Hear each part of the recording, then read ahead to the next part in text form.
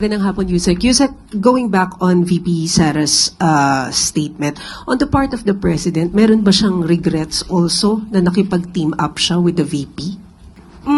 Wala po ako nadidinig sa Pangulo na siya po ay nanghinayang kung siya man po ay nakipag-team up sa Vice Presidente. Ugali po ng Pangulo, hindi po natin madidinig ang ganong mga klaseng negatibo mula sa kanya. Wala po tayong aasahan na anumang paninira kanino man. So, yan po ang Pangulo. Kung may nagsisisi man na sa kanya ay maka-team up siya, it's their loss, not the President's.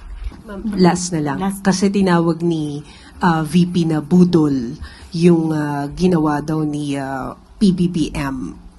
Your thoughts on that? Budol? Talaga?